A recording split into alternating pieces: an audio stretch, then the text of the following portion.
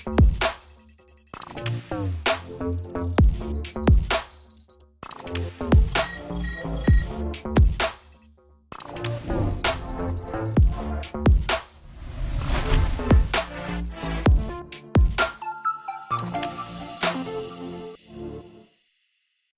Partial Breakaway Podcast with your hosts Nick and Junior and producer Vince, bringing you elite fantasy hockey information to help you win your fantasy leagues and win at life.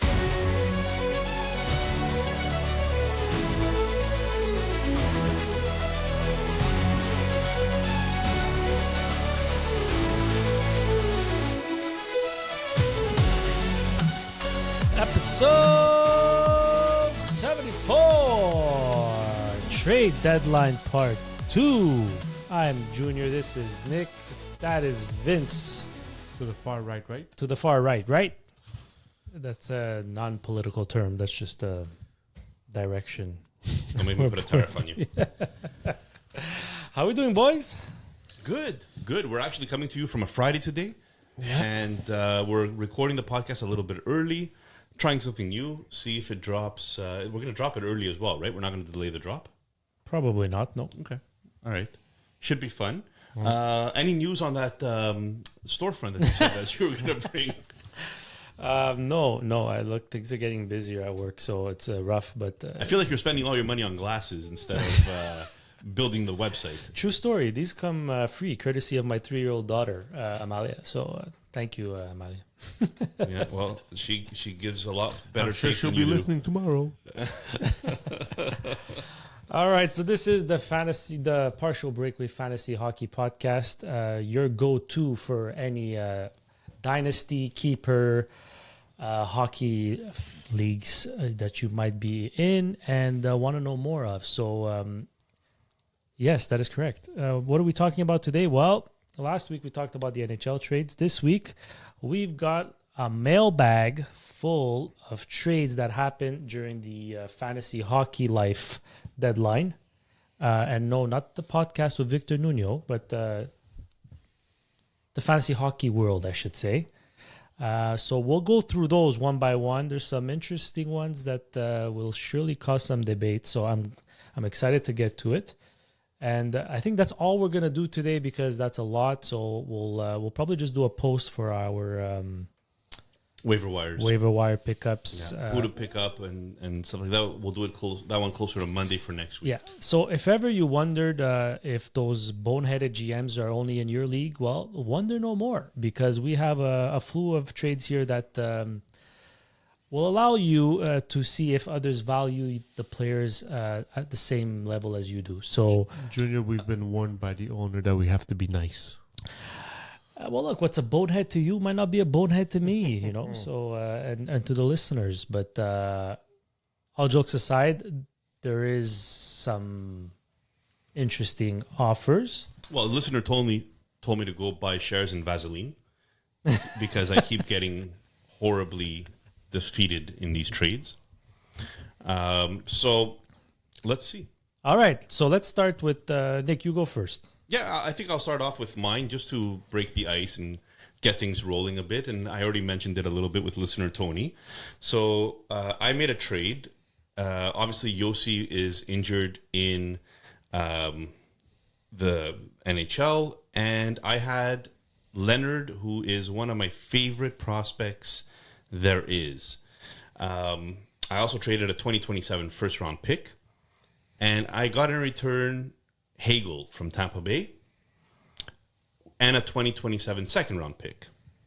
Now, in my personal opinion, the second-round pick and the first-round pick could kind of cut each other out because listener Tony maybe a little bit lower in the standings, but His we don't know in team sucks, 2027. your team's better. You can say it. Whereas I was closer to the top of the standings. So, no, I'm not going to tell you his team sucks because you don't know. In 2027, by then, your team might my suck. team might suck. Exactly. His team has McDavid. So, Well, there you go. And now Yossi and and Leonard. So I had to, right or wrong, I had a choice of keeping Troy Terry or keeping Hagel. at the beginning of this year. And I chose to keep Troy Terry because he was 1 year younger. And because I felt that Leo Carlson and Anaheim were going to take a step forward next year. Well, Troy Terry hasn't been bad, but Hagel's been absolutely amazing. And at 6.5, signed for $6.5 million for the next 5 years. And I knew that I wouldn't be able to keep Yossi necessarily at $9.0 million next year with some cap troubles that I'm in, which Vince likes to remind me of daily. I felt this trade made sense for me. So I'll leave it to you guys to kind of break it down a little bit. And yes, Leonard already hurt, so don't rub it in too much. Vince? You suck. Listen, you're competing for first place. You have two guys behind you that are crawling. Well, they were crawling and now they're kind of jogging behind you, and soon one of them might be sprinting behind you to catch up to you. So you had to do something to help you keep that lead. As much as Roman Yossi is an elite player, elite defenseman, at least elite fantasy defenseman, probably. I mean, he's got maybe 2-3 more years in the top 10 defensemen. Mm-hmm. Him on your IR spot doesn't help you. Whereas Hagel helps you because he's healthy and he takes a position of someone who's weaker than him on your team. So it helps you point-wise. But I always say it, when you're competing and you're trading, you need to overpay because teams are not going to just give you people when you're at the top of the mountain. You're going to have to overpay. Well, some people do give people away when you're on the top of the mountain. But, I mean, usually when someone's at the top of the mountain, you don't give players away. You ask for a ransom. And your ransom over here was Leonard. Now, this trade in 5 years could look good for you. Because if Leonard doesn't become the player that he's projected to be, and Yossi only gives listener Tony 1 or 2 elite years, you still have Hagel that can give you a good 5-6 solid years with his age and contract. So I feel when you're competing, you need to overpay. Did you overpay? Yes, but I'd rather overpay and compete in the league standings than not do anything. Yeah, I think there's two very important lessons to learn from this trade. If we want to add a let me talk to you, it's like Vince said. One, if you're competing, it's not about winning the trade. It's about getting the best player of the trade to help you win or stay at the top, like Nick is trying to do. And the second thing is, if you're the one trading the superstar to a contender, you gotta milk it as much as you can. You can't just give it away just to give it away because you want to trade the player. You gotta take in as much as you can, and you take them for everything they have because you have all the leverage. And you should act like a real GM and not feel bad because it's a friend or ask for too much. Like, ask for what, set a price point and stick to it. Eventually, if Nick wouldn't have had a choice, he would have said yes to maybe more. Who knows, right? But from Quebec's standpoint in this league, or Tony's standpoint, he needed to get younger. So Leonard should be playing in the NHL next year. So that's a big add at a very small cap hit. The first round pick, he had no first round picks, no second round picks, no third round picks for this year. Oh, well, this one's 2027. Oh, 2027. Okay, well, I don't think he had first round picks then 2027 either. But so that helps. And Yossi's still a superstar defenseman. So I think it completes his team a little more. He made some decent moves acquiring Tuck as well early on in the season. So from his standpoint, I like it. I do think he tried to squeeze you for as much as he could, and he did. And from your standpoint, look, you got Hagel. What is he, a 3-point-something fantasy points per game player? In this league, yes. So you add that to your lineup, and look, you're still in first since you've done that trade. It's been a couple of weeks now. So, all right, let's move on to another trade. So this one is one of Vince's favorite trades. It is Zetterlund, Svechnikov, and Gustafsson, the goalie, not the forward, for Kyle Connor. wow. Let's start with Junior. Wow. Okay, so just to add some context, based off what we know here, the team trading Connor has had a dire need for a stud goalie and a stud defenseman for maybe for a while, from what we know. And to me, this looks like they reached. You know how you reach for a player in the draft? They reached for a goalie.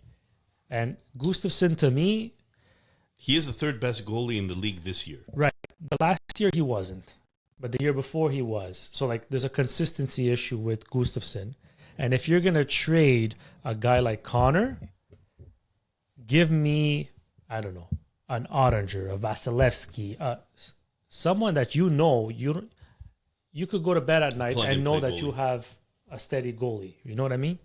So that was my after seeing this trade, that was my main concern, was that the main piece for them was the goalie, and if that's the case, then I would have liked a higher tier goalie. No faith in Svechnikov?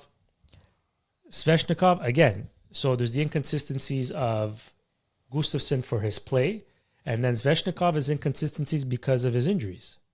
He's been in the league now for 5-6 years, and he hasn't played. I don't think he's played an 82-game season, or maybe he's played one. But even when he doesn't, he's not producing at, let's say, a point per game pace. So Kyle Connor he's pacing for 99 points, and after tonight, he had 3 points in 2 periods. I think he's pacing for over 100 points this year, and he's still young. So. So it didn't pay enough in your... In my opinion, I don't think they didn't pay enough. I think they just valued Gustafsson too high. And that's why they made the trade. Okay. I have a dream. This is what it is. I understand. Okay, you're in need of a goalie. So when you're making a trade, you're in need of a goalie. You look at the goalies that are available for next year. Okay, because I guarantee you, in most Blackwood wasn't drafted in most leagues. Stolars wasn't drafted in most leagues. Joey the Cord wasn't drafted in most leagues. So you can't tell me you did this trade because of a goalie that's third in fantasy points. You could have gotten one guy in. You're saying if you waited for the draft. For the draft, or even like Off-season. I always say when you're dealing with elite players, you need to sit, breathe, and take it in. It can't be something that's rushed. And I think with Svechnikov, they were sold a dream, because anybody, I know he's 24, but anybody, you need to look at. There's always, and we were talking about this before the podcast. There's always a GM.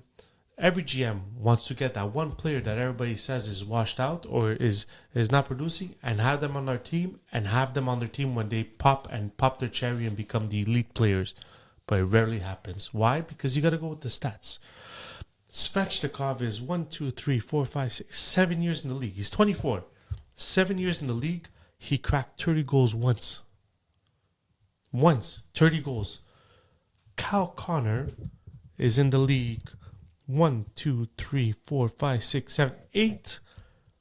He didn't crack 30 goals once. He got 26 because it was the COVID year where they played 56 games. So it would have been on pace for over 30. I mean, you traded a Top five winger. Player Top 10 winger.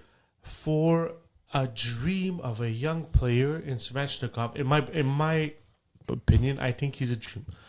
And in the system he plays and the team he plays, I mean, how many 30-goal scorers does Carolina actually have every year? Their system, Rantanen didn't want to stay there because of the system.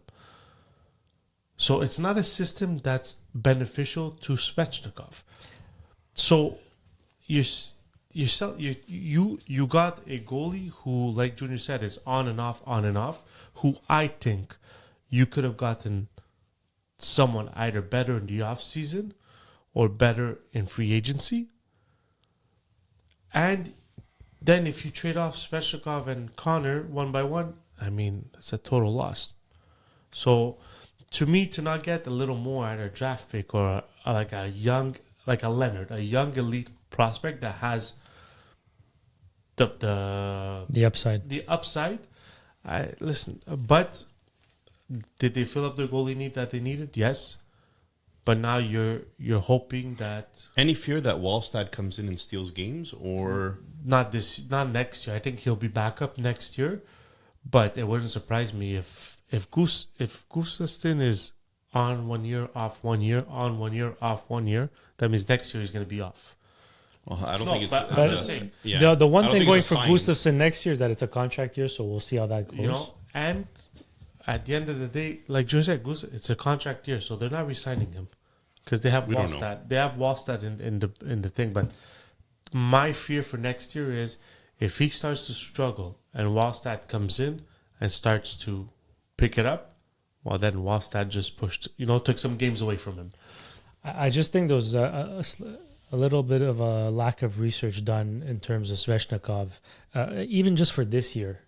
If you pay March 1st, he played 20 minutes, 0 points. March 2nd, 18 minutes. March 4th, 14 minutes. March 6th, 15 minutes. So his time on ice per game was going down. So already that's a red flag. And now, by the way, he's out indefinitely. Maybe he comes back next week.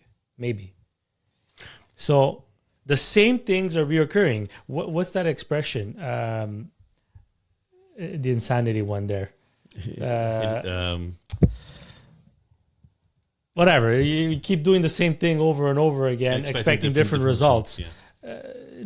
Like The only thing is that so there's an argument which we're going to move on from this trade, but this was a big one. Obviously, there's an argument that you slow play a player that you have high hopes for, and you don't necessarily move off of them, a buy low. like a buy low.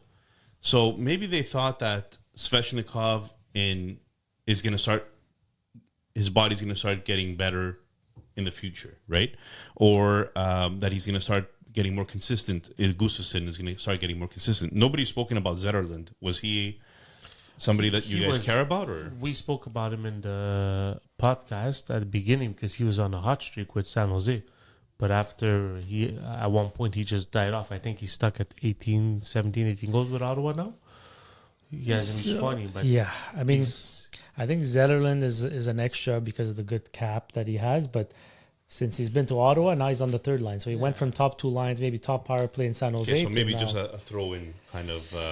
he somebody replaceable probably on the sold waiver him wire. high, right? Because he was doing well with San Jose. the thing with this trade is whoever got Connor they know what they've gotten in Connor.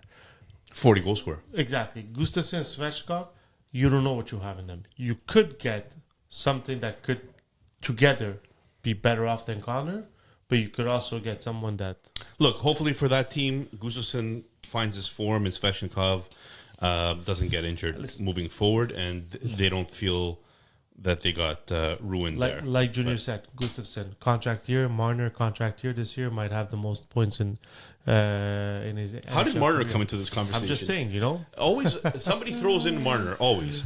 Okay, guys, next trade. Go. Matt Duchene for a third. I mean, I don't think we need to talk about this one much. Matt Duchene's having an incredible year in Dallas. Third round pick is... Just It's all right. I mean, all right.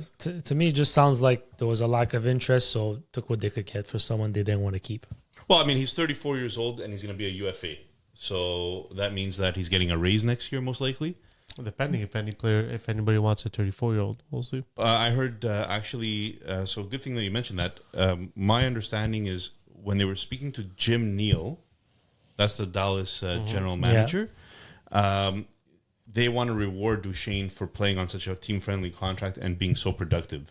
So my understanding is that they're going to be giving him a higher contract to stay in Dallas. So Brendan Gallagher.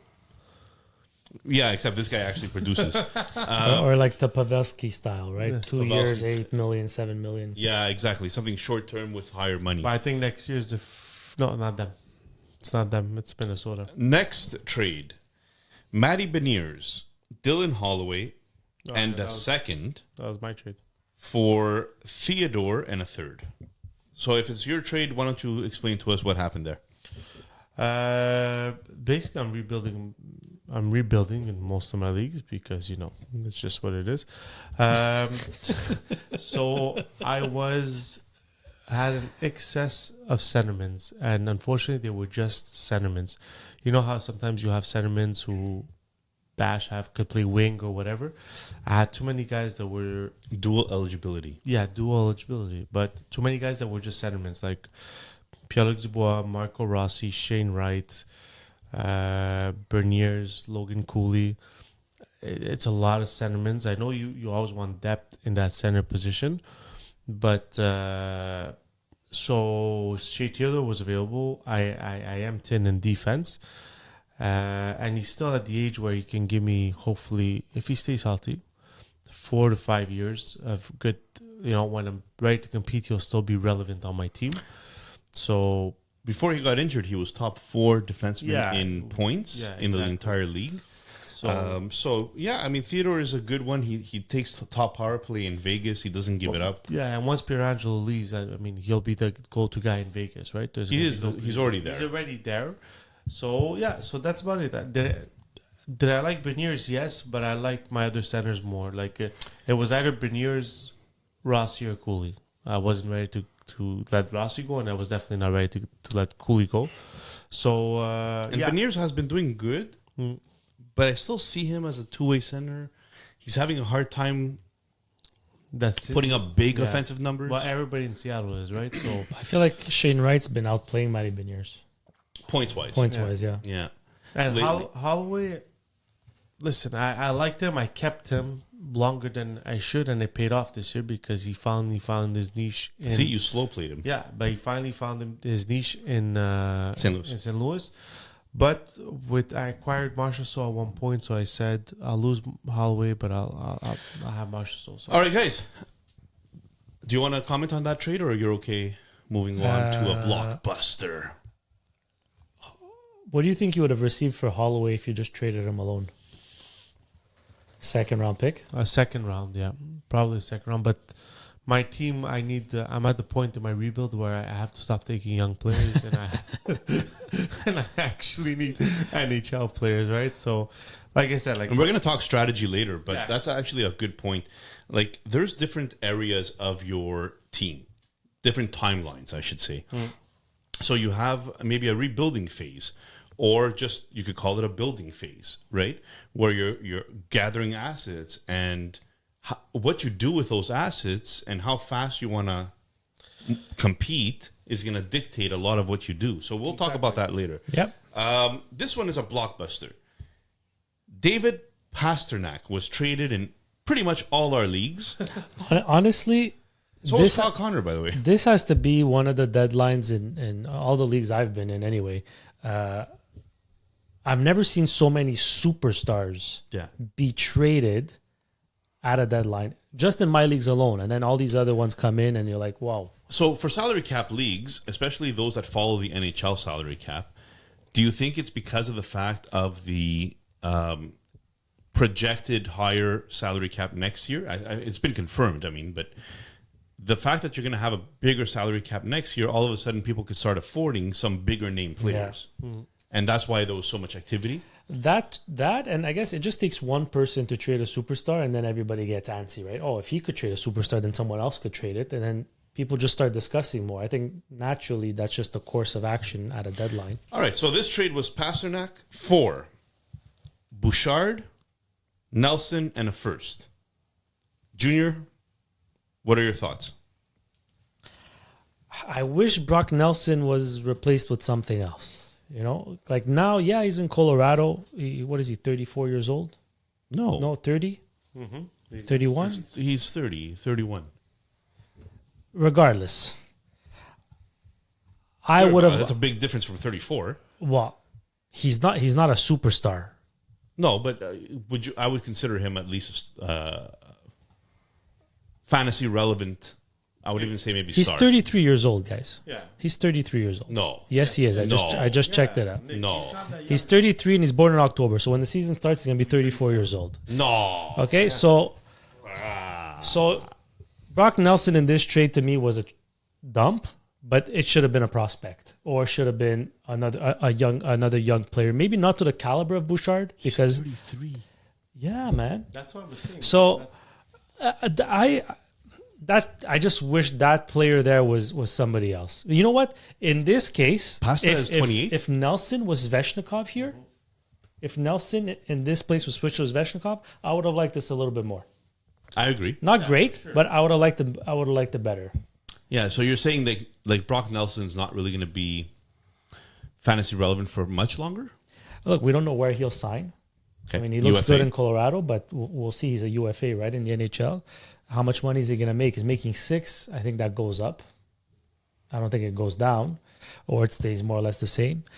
I just wonder, like, what situation would lead someone to trade a young Pastrnak, right? Because we're not talking about an aging superstar. We're talking about a superstar in his prime, 28, right? 29? Pastrnak right now, I have him here. He is. I think next year is 29. 28 years old. His birthday's in May, so So he's turning 29. prime He's turning real 29. estate. Price, just prime, right? So curious about that. And even, anybody who trades a young superstar, I'm curious to know why. But anyhow, in this case, they got Bouchard, so they must have had a need on defense.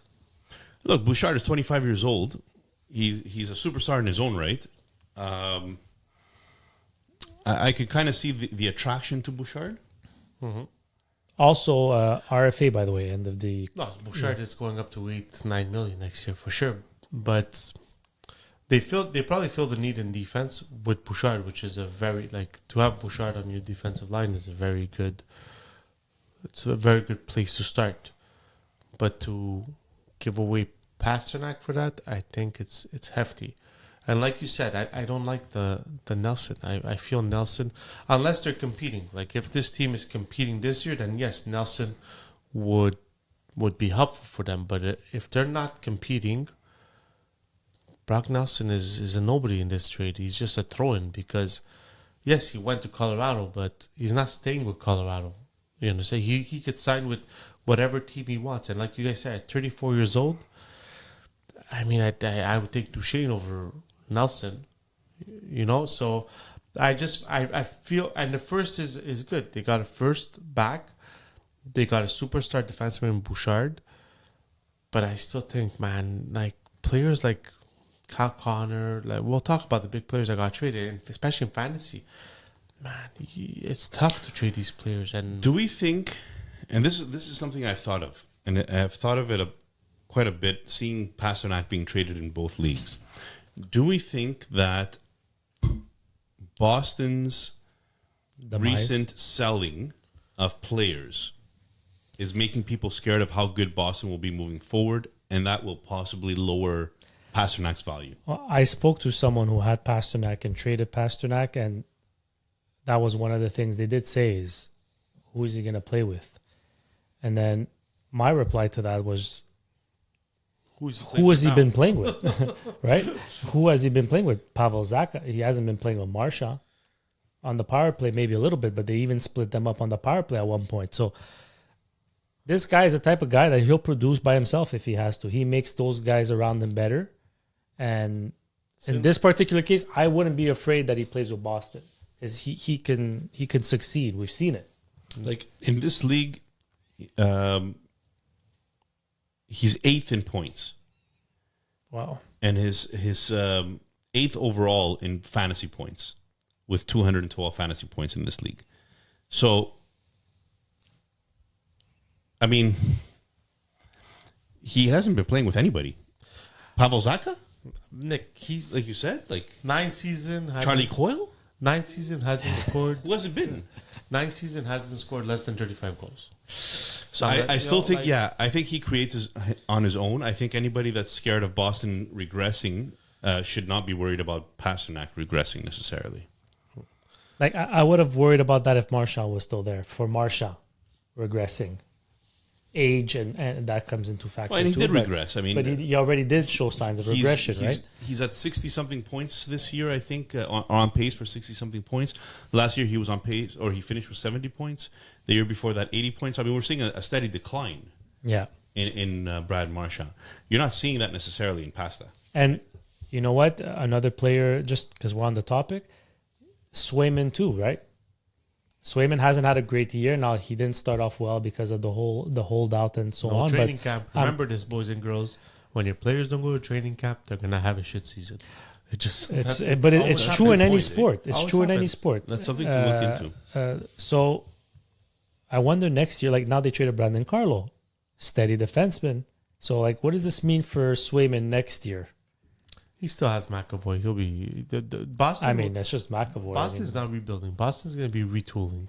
So Yeah, well, when the Habs retooled. They retooled for 5 years and then they rebuilt. I think they're a bit better off than the Habs, but listen, I don't think so. Vince. it's very when you trade players like Kyle Connor and Pastrnak, it's very hard to get the right return in return because these guys they're top 5 in point getters in fantasy, like top 5 to top 10. So it's very hard to get the return that justifies you trading this player. Yeah. But when they are, it's because that GM has an idea of what their team needs or sees, and they make the trade. So another curious question I would have is why force the trade at a deadline? Clearly, if you're trading Pastrnak or guys like Connor or whatever, you're not contending, right? So wouldn't you be better off waiting for the offseason to maximize your return? Or at least if you're trading into a contender, then you got to fleece them completely. My suggestion to GMs in fantasy is if you have a player at this caliber that's in an trade conversation, you need to announce it to the league. And you need to announce it so you get more people interested. And I definitely would wait for the offseason because there could be some people that were out of the running that says, I like my team, I want to keep it. But in the offseason, everybody thinks they could win. Yeah. Everybody thinks it's a new season. This is my year to win. So you might have had more interest in the offseason. Okay, let's move on to Junior. You have some trades to announce. Yes, let's start with this one. So these are from like deeper leagues, okay? So we have a trade to announce. Thomas Chabot was traded for a second, a third, and a fourth round pick. Wasn't like Thomas Tatar traded for something like this? Anyways, so Thomas Chabot for a second, a third, and a fourth. Vince, let's start with you. I know you're not too crazy about Chabot. I have a dream. No, guys, if anybody thinks that Chabot is the leader of the pack on that team, they haven't seen Jake Sanderson play. Like, Jake Sanderson is getting PP1, and he's getting most of the PP1, and he's getting the first timing. I know what you're going to say, Nick. I know. Chabot, yes, he's in fantasy points. He's in the middle of the pack. He's, I think, ranked 44th in defenseman. If you have a deep league... 36th. 44th, if you go fantasy points per game. Okay, 36th overall, though. 36 still. For overall points. So if you have a deep league where you dress 6 defensemen... Okay, he could be useful, but to trade a top 20 pick for that, or like, I'm guessing there's 10 teams, 11 teams, even though you're trading a second round pick, which is basically a top 10 in the draft. I think it's steep for especially if you're a salary cap for the amount of money he's making. It's a deep price to pay. And like I said, some GMs have that in them. They want that player because they think that they're going to bounce back. But you need to look at the stats at the same time. Yeah, the only thing I would say about this is that in this particular case, Thomas Chabot is about, like I said, 36th in fantasy points. If in this league there's 11 teams, you're starting 6 defensemen. So that means you're at 66 players overall. He's middle of the pack. So looking at the people around him that have almost the same fantasy points as him, Ivan Provorov is a free agent right now. Spurgeon is a free agent right now. Matt Grzelcyk is a free agent right now. And they're all around the same level as him. You're also going to find guys like Morgan Riley, $7.5 million, who have the same points as him. Hannafin, $7.5 million. So, I mean, it's not so much the $8 million that bothers me on this. It's just, actually, it doesn't bother me at all. I think a second round pick is for a middle of the pack defenseman in a league that defenseman is very hard to come by. Okay. For how valuable picks are in this particular league, I think a third would have been justifiable. I think a second, a third, and a fourth. Because if there's one thing I've learned in dynasty leagues and keeper leagues since we've started them, is that nobody likes to trade defensemen. And to have a deep line of defensemen is so difficult because there's not many out there. So in a league where you start 6 defensemen, I think Shabbat can be serviceable, especially if you can handle the cap. I just think it was a slight overpay. But then again, it is a hot commodity having a defenseman that can produce a 1.5 fantasy point and a half per game. Yeah, like the players around him, like I said, is Provorov, who's a free agent right now, Luke Hughes, Bowen Byram, Morgan Riley, Hannafin, Vince Dunn, So it's middle of the pack production. Okay, so we're going to move on to a minor trade. Vince, this is your trade, so maybe I'll go to Nick first. Vince, who's in a rebuilding stage, traded away a first-round pick and a third-round pick for Chernyshov and a second-round pick. Now, your first-round pick was 2025 that you gave away. I suppose that's because you're not crazy about the draft. Mm-hmm. Tell us more about this. This is just about acquiring Chernyshov in the end, right?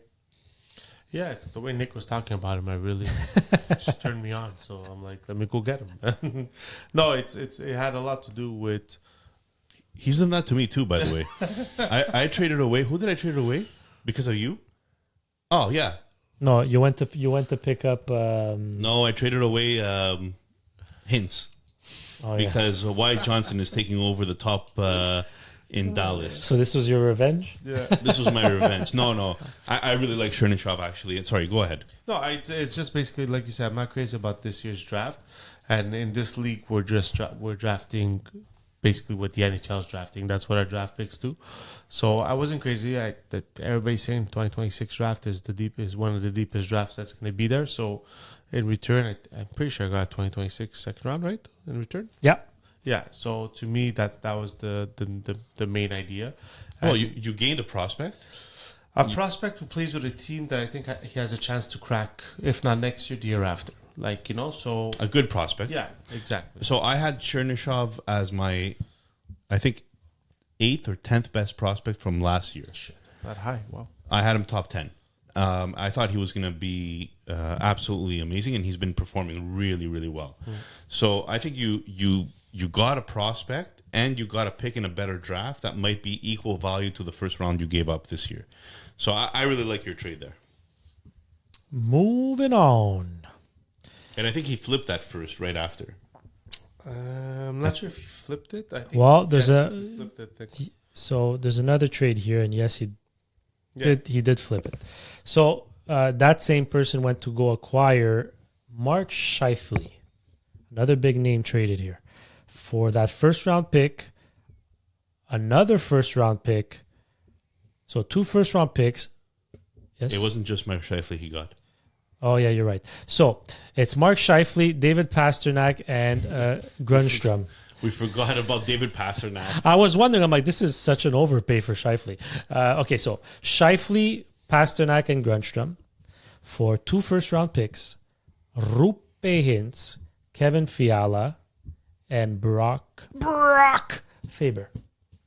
So I love this trade. I wish you would have traded them separately, because I hate when you package 2 good players together. I find you're never going to get the right value. Right on. However, I really like Faber. Young linchpin on his defense for years to come. Yes, he's going to be paid a lot because it's $8 million moving forward. Mm-hmm. But like we just said, that's middle of the pack normally. So I think Faber could be there. And I really like the fact that he got Hints and 2 first rounders. It's good. I just wish you would have sold Scheifele separately, because I feel like you could have gotten maybe a bit more if you did it separately. Fiala is a player that he likes, so he traded for him in 2 different leagues now. So that's fine. I mean, you like a player that's good. Mm-hmm. Again, I just wish you would have done it separately. Faber a first. Faber 2 firsts, Fiala, and Hints. It's not a bad return. I don't really mind this trade that much. No, because he's got two serviceable players that he got back in Hintz and Faber. Even though Faber is not having the year he had last year, you see the talent is there, so he's going to come back to it at that point. I just those first rounds, if one of them could have been a 2026 one, I think it would have been a bit more ideal for him. Because, like we said, the 2025 draft is not deep. It's not. You've got the first three, and then I still find that you're going to get value though in the top 10. yeah, value. But are you going to get more value in 2025 or 2026? So don't forget this. He also had 0 picks practically. He had 0 picks. So and not much left in the prospect pool because he went all in and traded them all away. And again, a defenseman in this league, very hard to come by. But once again, could have waited for the offseason. You didn't need to make it now. I feel in the offseason, when people get their salary cap all under control, that's when you could get you can maximize what you can get for these elite players. So that's, it didn't have to be a trade deadline. Yeah, exactly. It didn't deal. have to be a trade deadline. Yeah, I think I agree with that sentiment, and I think listener Bamia just had and I've done this before too in one specific league. I just had the urge to let's just blow it up and start all over again, and he's happy with it. He's happy with his outcome, even though we think that he could have gotten a little bit more because you never know. I mean, if you like the deal, Yeah. and if you're sold on the deal, then I guess there's no point in waiting for more, right? I mean, if you're really happy with this and you think that's a win for you, then no point in waiting. But I do understand your point of view.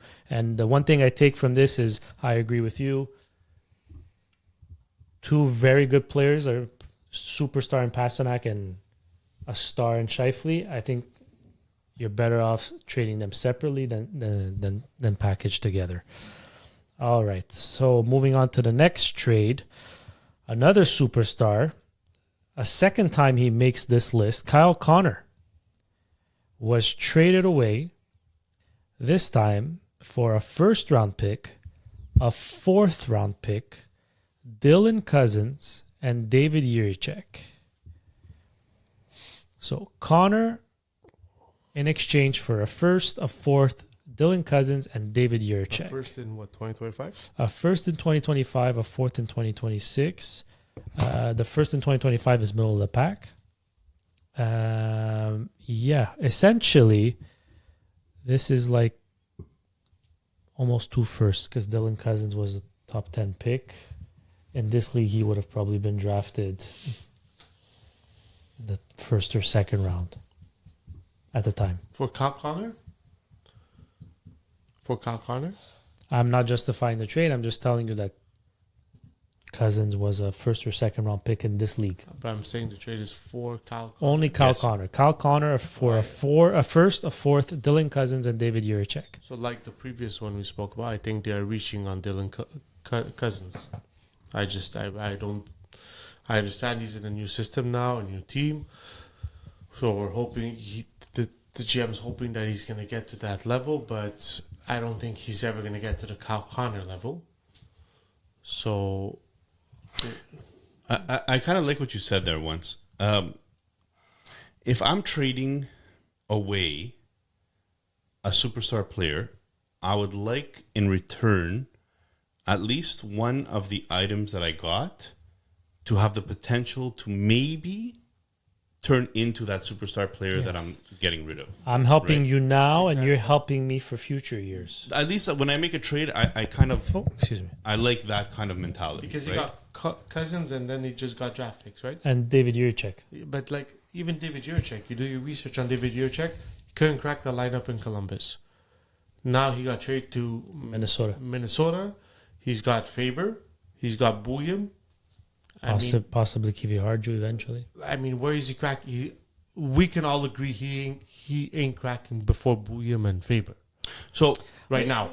Right now, no, but he's not fully developed yet. He went through some injuries as Neither well. are Bouillon and Faber. They're all in the same age category, and the other two are outperforming him. So to me, David Jiricek is not that prospect that we're talking about that could bring me to the next level. You understand? yeah, I mean the way this was explained to me is And that I think this trade, was done before Cousins was traded to Ottawa. it was. So the way I understand this from the way it was spoken to me is that at the end of the day, we're looking maybe too much at what have you done for me lately. Dylan Cousins was having a rough time in Buffalo, right? He gets traded to Ottawa. All of a sudden, he might be doing a little bit better. Maybe he finally fulfills that potential. And I think that's what listener Bamia is hoping for, right? That he fulfills that potential to become maybe the third center on his team or something like that. The David Juracek, again, it's a little bit of a, what have you done for me lately? Well, you haven't done much because you got traded away. You asked for a trade. You got traded away, injured, not doing well in the AHL, not doing well in the next AHL team that you're playing for, and barely cracking the lineup in Minnesota. So again, what have you done for me lately is not much. So to me, I look at this a little bit like the stock market. Both these guys are down. And if you're buying low on them, I could see that it's a long play, right? I'm buying low on these two guys, and I'm hoping that these two guys are going to start an upward trajectory, being traded and having a new team and maybe finding footing. Very possible still. It's very possible still. But when you're getting rid of a top 10 player in the league, I'm just hoping that there's somebody that could maybe turn into a top 20 player somewhere in there. And unfortunately, I don't think either of these players turns into that. Now, I think there was a draft pick involved as well. Yeah, which is going to be the middle of the pack in 2025. A first round pick. So maybe that's where you're looking value at maybe comes. like a Porter Mortone falling there. Maybe that's right? going to turn into the next pasta. You don't We don't know. We don't know. Right. We don't know. So But there's still hope that this trade works out for listener Bamia. I know that a big reason why he did all these trades, by the way, is because he was very, very top heavy, and then the rest of his team was scrubs, right? So he wanted more balance. He was looking at Dan's team, and he saw that Dan's team was on the top, and Dan had a lot of balance throughout his lineup. He's got balance in his lineup, in his reserves, in his rights. He's got balance everywhere. If we have time, which hopefully we will have time in the next 10 minutes, we're going to talk about that strategy versus other strategies. All right. So moving on, and I guess We're good to move on from that? Yeah, for sure. Yeah, the conversation, I feel like it's reoccurring, right? When you trade a superstar, you want at least one element that tells you, okay, I'm good for the future, right? One sure element anyway. Okay, so the next trade. Connor Hellebuyck and Zachary Jones, defenseman of the New York Rangers, get traded in return for Matthew Coronado, Justus Anunen, UC Saros, and a 2026 first-round pick.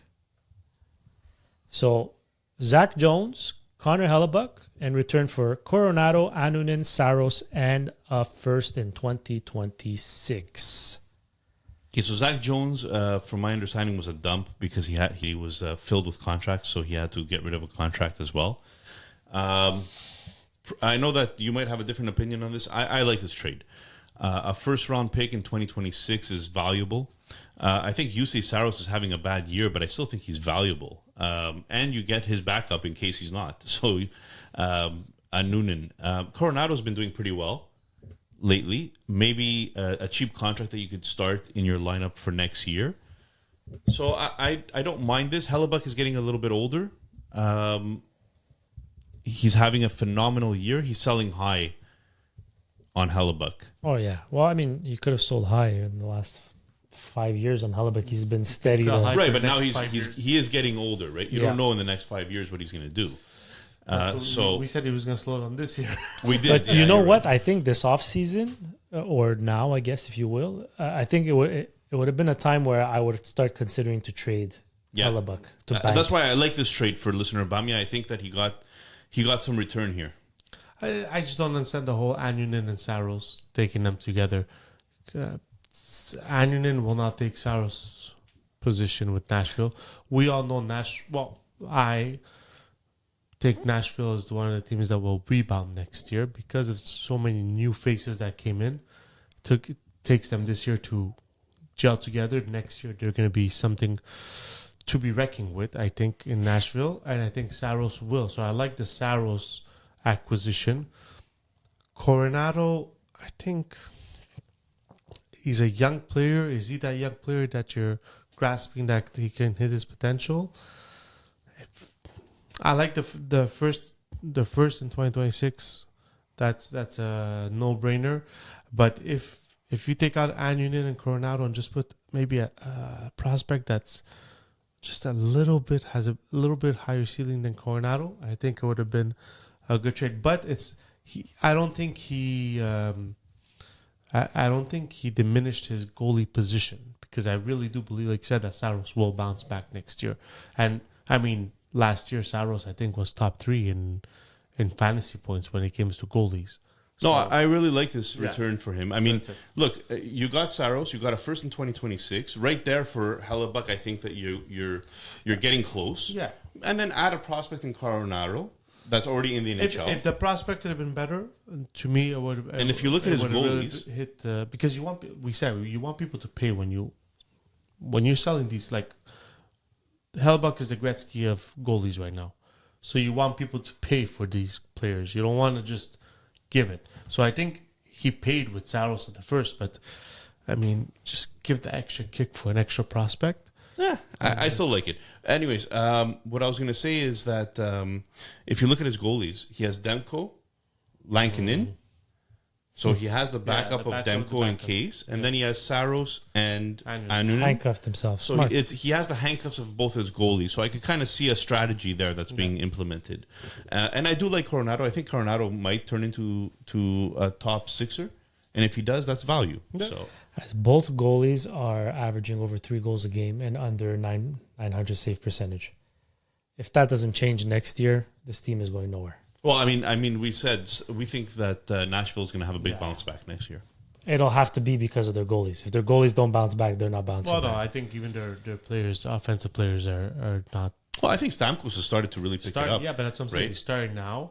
That's what I'm saying. Next year, I think everything will gel together. All right. Any more trades, or can we move on? No, this is a lot more trades. Let's go through them a little. We're This already one, at an hour. Okay, this one's a blockbuster. So, Liam Foudy and Austin Matthews traded away for Dylan Holloway, Jack Hughes, and a first-round pick in 2026. It's his trade. That's why he wanted to throw it in there. I mean, anytime Austin Matthews and Jack Hughes are part of a trade, you have to talk about Yes. Okay. All right. Jeez. them. By the way, there's another 8 trades on this list. So let's go. Go ahead. Foudy and Matthews traded away for Holloway, a first in 2026, and Jack Hughes. So basically, you traded Jack Hughes because you don't think he can stay healthy? We traded Jack Hughes because, yes, he's a bit injury prone. And Matthews is healthy? But Matthews produces more when he's healthier than Hughes, and the goals are worth more than assists in this league. So I'll take my chances on Matthews trying to get 60, 70 goals than Hughes. The only thing I'll say that concerns me for you is the salary. Because I think Matthews is at 13 point... Oh, yeah. The cap crunching that I had to do over the last couple of days there was... Right. So Matthews is getting paid a lot more than Hughes is getting paid. So that's the part that's a little bit scary. But yes, you're right. Matthews, you're also paying for it because Matthews produces more. I just really hope Matthews figures out he knows what's ailing him. I just hope the team figures it out because he had to go see specialists at the beginning of the year. I don't think he's 100% right now as we speak. I don't think he's 100% either. I mean, this is not the Matthews that we're used to, right? So that's the part that's a little bit risky for me. You're right. Jack Hughes also has had injury history. But let's be honest. Jack Hughes is 23 years old. Him getting injured once in a while, it's okay. I get it, right? He's not fully built into his mature body yet. But you know what scares me? He's small. He's been in the league a couple of years already now. 3-4 years. Yeah. 3-4 years. I didn't see him bulk up much. And It's funny how he doesn't say that about Lane Hudson, right? well, it's his first year in the league. But I could tell you that Caulfield bulked up, right? Like So I don't know. He seems fragile to me, a little too fragile. And if you notice, every time he gets injured, it's because he goes flying into the boards. He's fast. He's so fast that the second he gets touched, he'll lose balance because he's going so fast and goes sliding into the boards and rips his shoulder apart. Shoulder injuries scare me, especially when they're it's first, second time, and he's so young. I felt like it was time to move on. Listen, the only thing with Jack Hughes, he has a really nice contract for the next 6 years. So at $8 million, if he could stay healthy and put it together, it's a really nice contract. But you're not going to go. I mean, you have the best goal scorer in the NHL you just received. You're not going to complain about that. But seeing what everybody else went for, I think it was an overpay compared to the rest. But anyway. Okay, let's do. I think it was a fair trade. Let's do. I think you probably needed to give a little more. Really? Okay, interesting. Okay, let's do one more because it's a star defenseman. Again, it's another one of my trades, but Josh Morrissey traded away for a second-round pick, Bowen Byram, and Anton Lundell. I think this one had a lot of people talking there, but what do you guys think? Well, we have to keep in mind the context of this league. So in this league, Morrissey has 1 more year, and then he's a UFA. So you're either keeping him for 1 year and then losing him, or you're keeping him for 1 more year and then you have to use a franchise tag on him. If you use a franchise tag on him, you have to give him a specific amount of years. You cannot franchise tag him again. It's 1 or 2 years, and it's basically a no movement clause. You can't trade him. You can't put him in your minors. You cannot bury him. You can't do anything with him. He has to always start. So that's the risk in franchise tagging somebody. 2026 second round pick as well. That was the year. 2026 second round pick you gave up. Yeah, so he got a first in the other trade and a second in this one. So yeah, I mean, I could see like the return isn't horrible for me. Again, it's I think it's a pretty fair trade. I think it ends up depending what you think about Bowen Byram. I think it depends. Not even. I think it depends what you think about Lundell.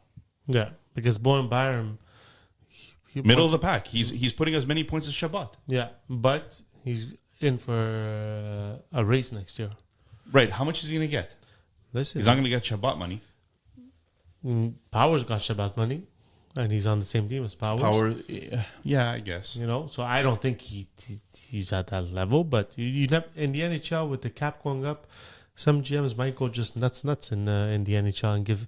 We've seen silly contracts given up in the NHL, so I wouldn't be surprised if he gets overpaid for what he produces. But I do think Lundell is the key here. Can he take it to that next level now? Can he be a second line center? Yeah, exactly that. Can he take it? Sam Bennett is a UFA. They're not gonna resign Sam Bennett. They won't be able to. Some fool GM is gonna give him $8 to $9 million. So that means Lundell is going to be your second line center, most likely in Florida. But he's well protected with the Barkov in front of him, the Kachucks. The team has a very good system. So the Brad Marchand this year, yeah. So we'll see.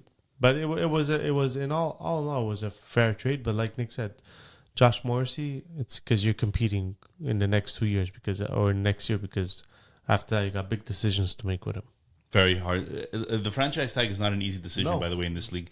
I did it for Valery Nichushkin, who's 26 years old, and I signed him for 4 years on a franchise tender, and then he entered the substance abuse program. So, you got to be very careful who you give these to because you can't trade them away.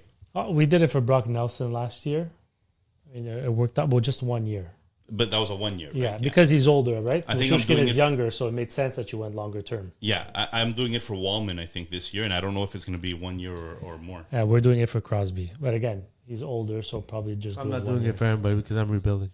And just to touch on Lundell, he was expendable to us because we felt we had depth at center with McTavish and Josh Norris possibly having. He's a center wing, isn't he? Yeah, center wing. But on wing, we have more than enough players, so he was a little bit expendable.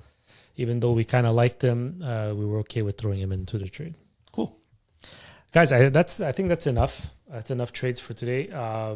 Do we have messages for GMs out there? Do you guys have any messages? Well, we kind of went through it. Do we want to talk about the strategy? I think it's now or never. Now that we're in the trade talk, I mean, we'll go a bit over an hour here, but Okay, we'll try. Let me talk to you. so let's sum up the points for what we learned through these trades. What are the reoccurring themes that came that came? Well, we'll make Nick go, and then we'll just add on to Nick's notes.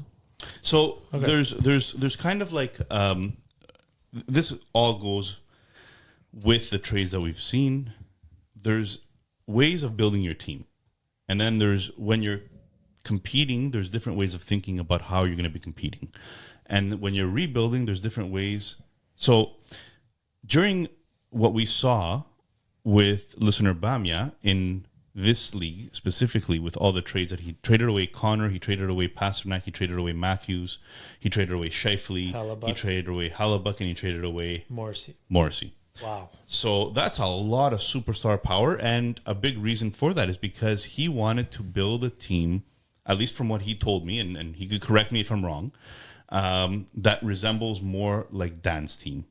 And what did Dan do that's so special? It's the same thing that listener Batista did for a very long time, and I think listener Pete Bliss did as well, is that he slow plays his build.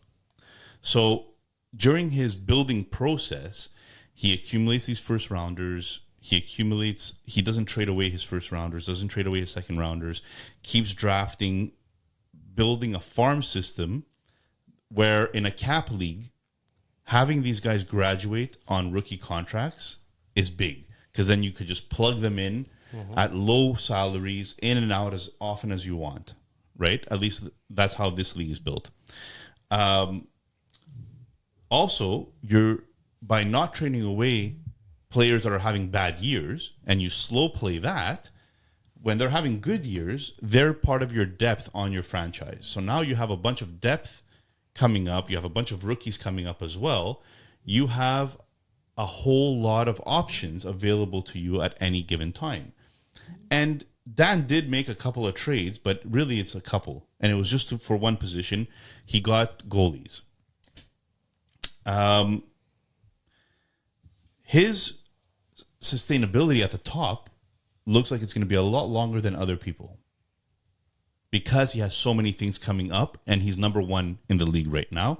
He has depth in all positions, and he has a well-balanced team. He does have a superstar or two. Let's not get it. Let's not fool anybody with that. He does have some superstars, but the key for his team, I think, when looking at it, is that he had a lot of players that all could perform well, and he could move them in and out of his lineup because they're all pretty young. He's going to have a great team for a very long time. Now, in order to build a team like that, maybe looking at a guy like Cousins, who was having a rough time in Buffalo, but holding on until he actually goes to Ottawa now. And like we said last podcast, a Canadian boy coming to a Canadian city maybe fits right in on that team. Maybe he could bring it up to a next level. Like, these kind of slow plays, long-term plays work in a dynasty league like this, where it is a dynasty league that rewards slow playing and ELCs and young players. Now, the opposite of that is what I do. But I do it also because of the fact that I thought I was going to win. Out of the 5 years, I finished top 3 in all 5 of those years in Lama. And you guys all make fun of me because of the Huberdeau trade, for example, where I go and I spent a Brat, this is before Brat became a superstar, and a Konechny to obtain a Huberdeau, and then I go and I trade away a Huberdeau for... And then some for a diminished return, and then what happens when you're always moving away from these players that are struggling during the time that you trade them is that you're always going to get less than coming back to your team. But I always felt like I kind of have no choice but to do that. Where in the position that I was at, because I'm a competitor, I'm in the top 3. Mm-hmm. I need to make moves in order to, like, Huberdeau getting 1.2 fantasy points per game is not going to help me. right? So I went ahead and I made trades in order to make sure that I'm competing for that year, because I really thought, like in January, I was in first place. And to add context, is in this league that Nick is referring to, you can't just drop a player when you don't want him. No, you have he's signed to a contracts. contract, and you're tied to that contract unless you're able to trade it away. And in some cases, with a no movement clause, you can't even trade them away. So there's there's some very important decisions to make when it comes time to contracts. Yes, absolutely. So finally, that's when you're building a team, we kind of see what it is. But also when you're breaking down a team like Bamia did, there's certain strategy to breaking down the team, right? You traded away all these big players. You want to make sure you maximize the return as much as possible while you're trading away these players, because an asset is never like you trade away a Pastrnak, you're never going to get full value for a Pastrnak, but you're hoping you get at least one or two pieces, that one piece that might turn into a Pastrnak, maybe one day, right? So I just feel like the way Bamia made those trades, it almost feels like he was stuck between a rebuild and a retool. And sometimes when you can't make that bold decision to say I'm flat out going to rebuild, I think you get stuck in the sense that you think the Cozens and these players will become the players that they're not. So I would have, I in his place, I would have almost taken the time till the off season, and he told me the reasoning why he did it at the deadline, and I understood that. He wasn't wrong necessarily, but I would have taken the off season and said, okay, what can I get for these players? And I'm looking more at like a lot of picks and a lot of prospects with almost sure value, or like almost NHL ready, that maybe it's not going to take me, it'll save me a year or two on the rebuild. But I think he just got stuck between a bit of a rebuild and a retool, and he leaned, he leaned towards the retool. And I think you lose a bit of value when you trade those guys in that kind of a context. And in both leagues, big players were traded. And to me, is when you're trading these big players, you're not retooling. It's you're blowing it up and rebuilding from the bottom, and that's where I think you have to look at it, because you'll never get the right value for the players these big players you're trading, and that's why I think my suggestion to GMs is you can't act on emotion or instincts. You need to really sit down and have a plan and stick to the plan, which is the hardest thing you can do. Especially if you're going to rebuild. Trust me, I've been...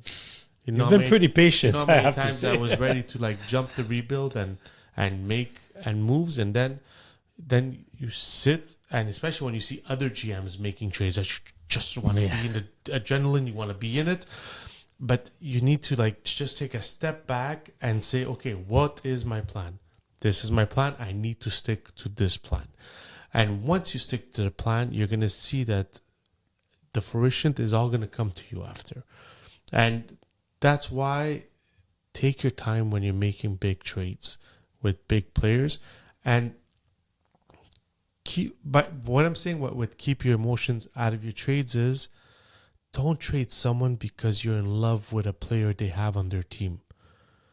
Look at that player like directly, NHL stat wise. Guys, Vegas is never wrong, okay? So Vegas, they're the way they do bets, and they do bet 365, not bet 365, but the way they put up their lines, they don't just say, oh, we don't, they look at stats. And stats are rarely wrong. And that's what I think, once you're making a trade, you need to see, okay, someone offered you that. The best thing you can do when someone offers you a trade is, okay, thanks, just give me just give me time to look it over. That's all you have to say. And then really look over the trade.